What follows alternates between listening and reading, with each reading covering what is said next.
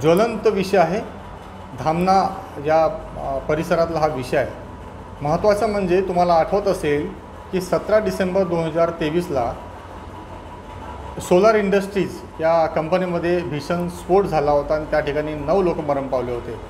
अतिशय त्या प्रेतांचा कोळसा झाला होता, हाहाकार माजलं होतं आणि संपूर्ण महाराष्ट्र सरकार हे खडबडून जागे झालं होतं। या ठिकाणी संपूर्ण प्रशासन वठणीवर आलं होतं आणि त्यानंतर सगळी यंत्रणा हल्ली। पण तरीसुद्धा या 3 दिवसाआधी नागपूरच्या हिंगणा तालुक्यामध्ये चामुंडा या बारूद कंपनीमध्ये स्फोट का घडावं, तिथे 8 कर्मचारी कामगार जे आहेत ते त्यांचा मृत्यू का व्हावा, चूक कुणाची आहे, काय प्रशासनाने आपलं कर्तव्य पूर्ण केलं नाही का, या सगळ्यावर आपण चर्चा करतोय। आणि सगळ्यात महत्त्वाचं म्हणजे याच्यामध्ये दोष संपूर्ण सिस्टमचा आहे।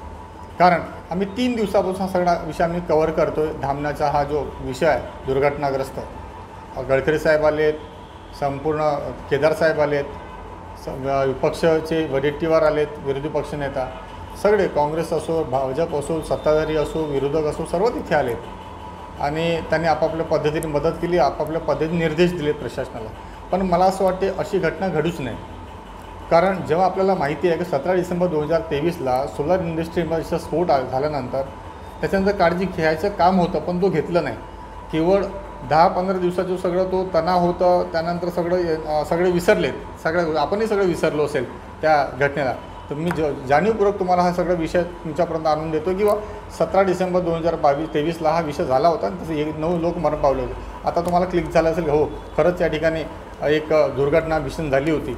पण तशी घटना या ठिकाणी मला असं वाटते की आपण ह्या सगळं दुर्घटना आहे, स्फोटाची दुर्घटना आहे, आपण थांबू शकलो असतो, पण कोणाचीच इच्छा नाही।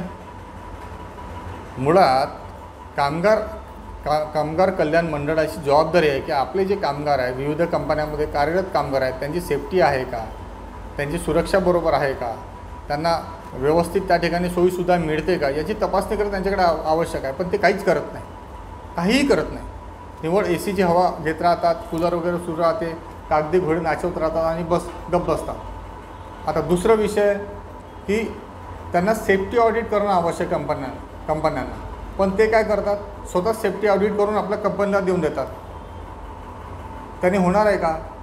मुळात नियम असा आहे की सेफ्टी जर तुम्ही ऑडिट करत असाल, स्वतःहून करत असाल किंवा फायर ऑडिट करत असाल, पण त्या संबंधित जे प्रशासन आहे, जिल्हा प्रशासनाची यंत्रणा आहे, त्याला आकस्मिक तिथे भेटी देणं आवश्यक आहे, तिथं धाड मारणं आवश्यक आहे।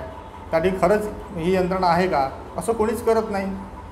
त्या ठिकाणी ज्या धामणा या दुर्घटनाग्रस्त त्या भागामध्ये जेव्हा घटना घडली तर अक्षरशः त्या ठिकाणी त्यांना गरज होती, ॲम्ब्युलन्सची गरज होती, प्राथमिक उपचाराची गरज होती, काहीच नाही। 1.5-2 तासाने ॲम्ब्युलन्स येते, तोपर्यंत बिचाऱ्यांचा मृत्यू होऊन जातो। ते तडफडत होते, अक्षर शरीराची लाहीलाही झाली, कोळसा झाला, अक्षरशः तुम्ही बघू शकत नव्हते, एवढे भयंकर चित्र त्या ठिकाणी होतं।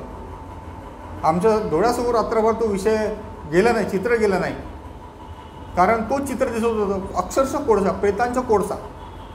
आणि आज काय झालं, अगोदर 5 लोक मरण पावले होते, मग 6 झाले, मग 7 झाले, आज 8वा कर्मचारी मृत्यू झाला। आपण त्याला 25 लाख दिले कंपनीनं, काय दिलं की त्यांना जमानत हवी होती कोर्टाकडून, त्यांनी 25 लाख दिले, नेत्यांनी 25 लाखाचे एक समोरच्यांना दिलं कामगाराच्या कुटुंबियांना। पण हे चालणार आहे का? 25 लाख ही माणसाची किंमत ठरू शकते का? मला असं वाटते की संपूर्ण यंत्रणेनं याकडे लक्ष देण्याची गरज आहे की अशी घटना घडू नये।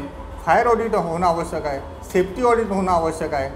त्या ठिकाणी कामगारांची सुरक्षा खरंच आहे का, त्यांना मिळणाऱ्या सुखसुविधा खरंच मिळतात का, जे नॉर्म्स आहे बारूद कंपनीचे ते परिपूर्ण आहे का, याचं काम जिल्हा प्रशासनाचं आहे, संबंधित यंत्रणेचं आहे। कोणीच काही करत नाही।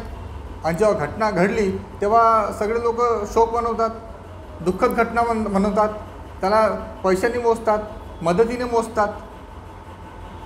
साधं त्यांच्याकडे खाजगी उपचारासाठी त्याला दवाखान्यामध्ये भरती करायला गेलं, त्यांच्या डॉक्टरला म्हणतात त्यांना पैसे त्यांना द्यायचं होतं डॉक्टरला रुग्णालयामध्ये, सध्या त्या तेही पैसे नाही, कोणी मदतही केली नाही।